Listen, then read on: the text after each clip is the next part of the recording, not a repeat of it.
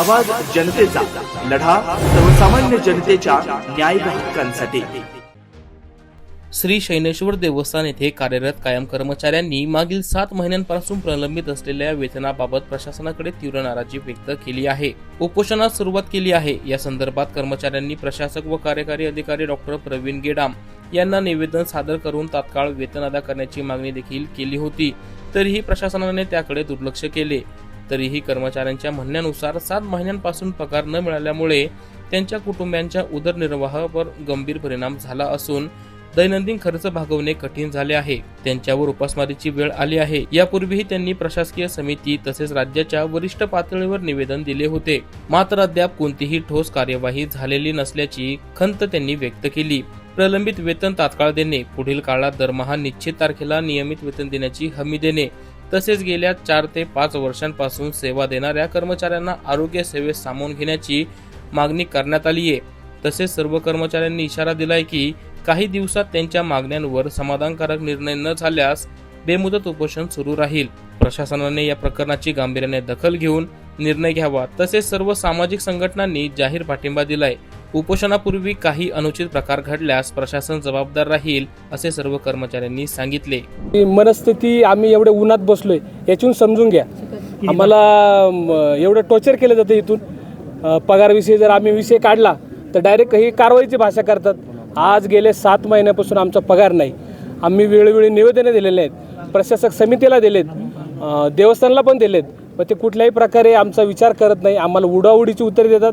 कायम सांगण्यात तुमचा निकाल धर्मादाय आयुक्तामध्ये चालू आहे, तुमचा पगार देण्यात येत नाही। आम्ही ती चौकशी पण केली, त्याच्यात त्यांनी कुठलाही असं दाखवलं नाही का तुमचा पगार थांबवण्यात आला आहे। हे फक्त खालच्या लेवलवर यांनी स्टॉप केलेला आहे पगार।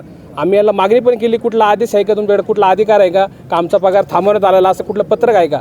तर ते डायरेक्ट बोलतात आम्ही पगारात देऊ शकत नाही, तुम्ही काय करायचं तुम्ही कोर्टातून जा। आम्ही त्याविषयी भरपूर चर्चा पण केली, पण ते कुठल्याही प्रकारचा प्रतिसाद देत नाही। त्यामुळं आम्हाला नाईलाज तो शेवट पर्याय म्हणून 8 महिन्यानंतर आज जवळजवळ आम्हाला उपोषण करावं लागतं। काय नाव आपलं?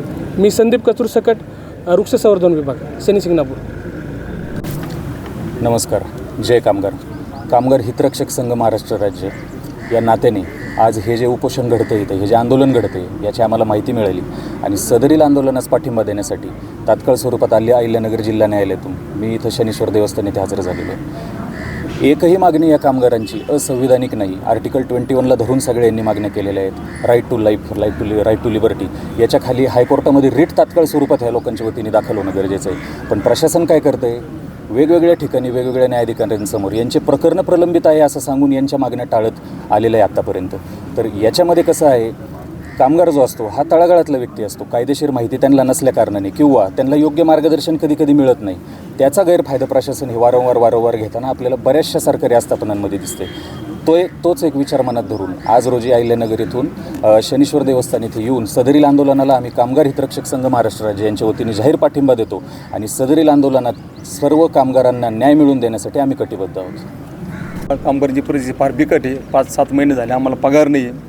अक्षरशः आमची दिवाळी कुरडी गेली आणि तुटपुंच्या पगारावर आम्ही कामं करतो। आमचे एवढे सगळे नवयुवक तरुण मंडळी सगळे आमच्या कामाला, पण प्रश्न आम्हाला उडीची उत्तर देतं आहे। वेळोवेळी आम्ही जातो तर आम्हाला काम सगळे सांगतात, कामं सांगतात सगळे। आम्ही रोज कामावर पण येतो, आमचं थंब वगैरे सगळं होतं आमचं, पण आम्हाला पेमेंट 7 महिने झाले आमचा पगार बंद आहे। तर प्रशासनाला आमची एवढीच विनंती आहे की आमचे पगार ज्या काही मागण्या आहेत त्या आमच्या लवकरात द्यावेत, एवढी आमची विनंती आहे। काय नाव आपलं? सुनील लाट। करता पुरुष स्वतः मी आहे। 7 महिने झाले शनी शिंगणापूर येथे पगार झालेला नाही। लोकांकडून उसने कर्ज घेऊन आम्ही घर खर्च भागवतो आणि आम्हाला येण्यासाठी रोजचं 100 रुपयाचं पेट्रोल स्वतः लागतं आहे। त्यामुळं घर खर्च चालवणं हा खूप अवघड झाला आणि सरकारला एवढीच कळकळीची विनंती आहे की 7 महिन्याचं वेतन जे आहे आमचं ते त्वरित वर्ग करावं आमच्या खात्यामध्ये। काय नाव? तागड प्रकाश बाबासाहेब। आवाज जनतेसाठी लखन वाल्लेकर, शनी शिंगणापूर।